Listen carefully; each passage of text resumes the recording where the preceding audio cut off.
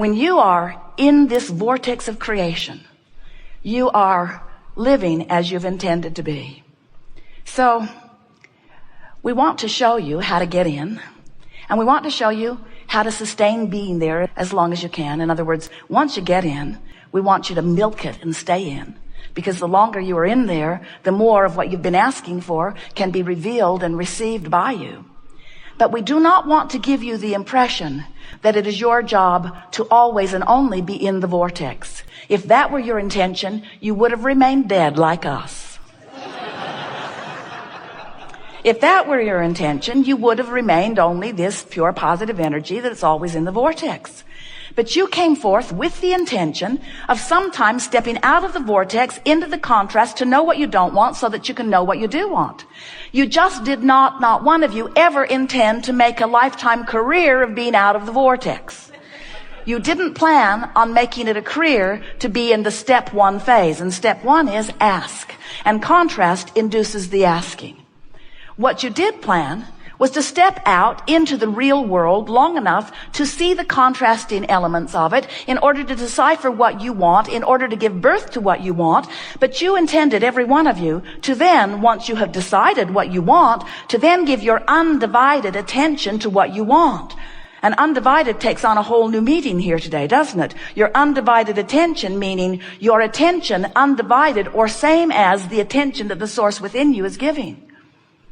When you look at someone and you see a flaw in them, you find fault with them, you see them as inappropriate in some way, you step away from who you really are, because the source within you will not do that, not ever, not one time ever.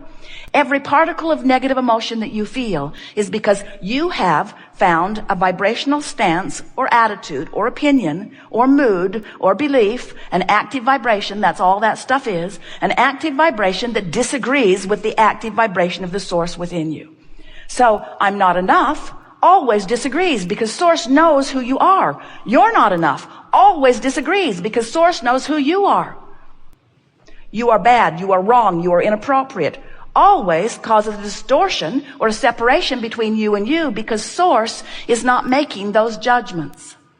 There is an inside the vortex source that is the love and the culmination of all that has become. And we so want to find a way of you finding the resonance with that within you. Can't you think of holding someone, usually someone precious to you, usually someone young like a baby or a dog, someone that you were holding with adoration? In other words, that person has not yet cheated you, deceived you, mocked you, blamed you, or bitten you. And so, as you focus upon the positive aspects of this, you resonate with the positive aspects that the source within you feels. As humans, often, you want to sort behavior and people and beliefs and attitudes and desires into piles of right and wrong, and then you want to praise some piles while you condemn others. And what we want you to understand is that any pile you're praising causes source to be there with you, but any pile you're condemning causes you to deviate from source. Source will not join you in negative judgment or in pushing against anything unwanted, because source understands the way the universe works. Source understands that when you know what you don't want, an equal and equivalent desire is born. And source gives its undivided attention to that. That's why there is an eternal expansion and evolution of all things. If you could become so convincing that you could get source to come and join you in your negative contemplation, then there would be no source and there would be no eternity. Now, don't worry about it. It cannot happen. Non-physical energy is too smart for that. Sometimes humans say, well, that's not the story I heard about God. I heard that he holds very strict standards. We say, yeah, there's a lot of confusion about what those standards are, isn't there? You're killing each other all day, every day over your discontent or non-agreement about what you think God thinks you should do. But you say, no, the God that I've heard about holds very strict, very, very strict rules. And when I keep those rules, I am loved by God. But when I break those rules, then I receive the wrath of God. Then I am condemned by God. And we say, that is a God that man has fashioned when he was outside of the vortex. Because we promise you that that which is source, that which is the source of you, and that which is the source of all that you know, is a pure, positive energy, expanding force, evolving because of the asking that is constantly taking place on the leading edge of creation.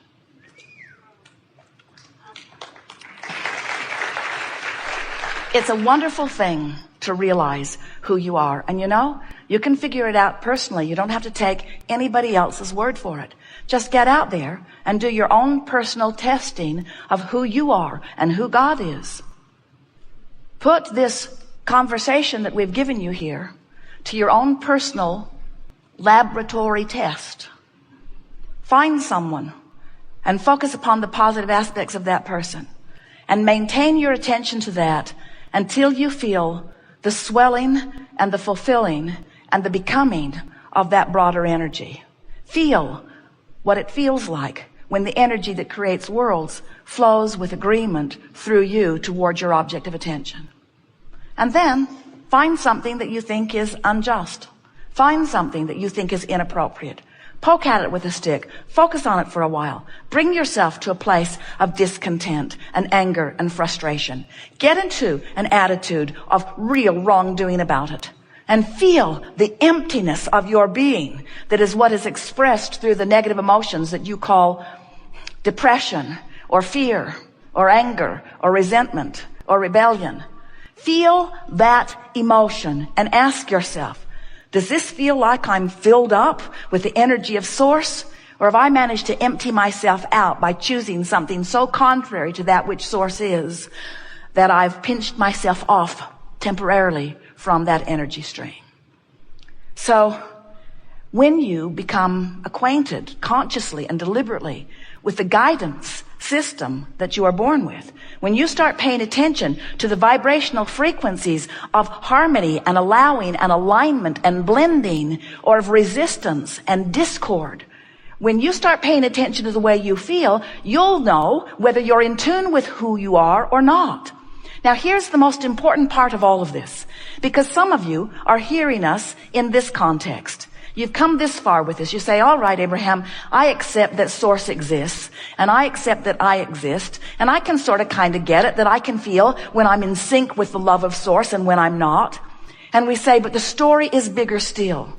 The reason that you, in your physical body, feel any negative emotion or any positive emotion, the reason that you feel the vibrational relationship is because in your living of life, you keep asking for more. And in that asking, hear this, in that asking, you keep becoming. When you ask, you become immediately what you're asking for. When you are sick and you ask for wellness, vibrationally speaking, you become it immediately. So the larger part of you has become well in your asking. And asking and asking and asking and asking and asking and asking. It happened the first time, but each time you ask, you amend the desire. So the vibrational body, that is you, has become weller every time you were sick.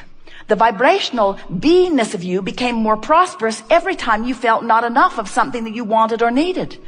So this vibrational aspect of you has already become more, and the emotion that you feel is completely and only about how well you're keeping up with your expansion or not. So when you come to a gathering like this, we assume, we know, you come because you want to become more deliberate in your point of attraction. Because that's what creating is. Creating is attracting. Creating is adjusting your vibration for what it will attract. It's adjusting your point of attraction. It's not about getting good at identifying and going after. It's about getting good at identifying and practicing the vibration of wanted rather than not wanted. And the two work so well together, because every time your life experience shows you something that you personally consider to be a problem, in precisely the same moment, of your awareness of the problem, an equivalent solution is born. Some say, well, where is it? And we say, well, it's a vibrational solution. It's a thought. It's an energy. It's a vibration you can feel. It's something that you can know with your emotion that you may not be able to justify through your vision of how it is unfolding. In other words, you're accustomed to noticing what is in this reality that you call reality. I can see it. I can hear it. I have physical senses that define it. So I can easily define the problem. And when the solution shows up, I will easily be able to define the solution. I know what the cure to polio now is.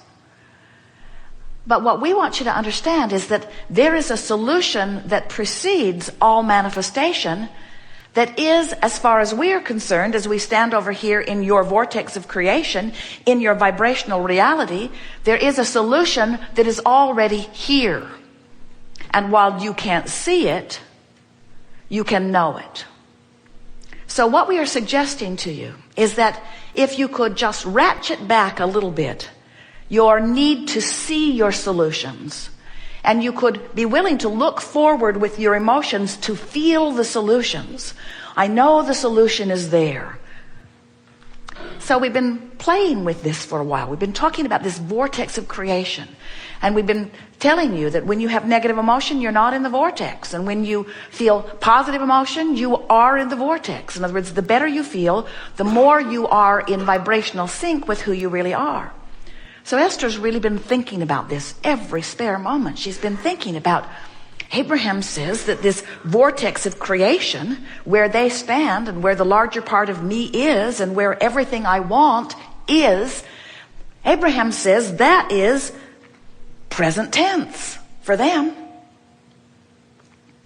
But me in my physical form, who is used to looking for what's manifested that others can see, historically documented, pigeonholed and cataloged, I'm used to calling this present tense. But Abraham says this is past tense from their point of view. And so then Esther says, oh, I'm going to get my thoughts around this. I'm going to see what's in that vortex. So she began visualizing, trying to imagine it. And we said, Esther, if you will not try so hard to see what you cannot yet translate with your eyes, if you will feel it, if you will feel for it, rather than need to make it the physical reality that can be seen, feel for it.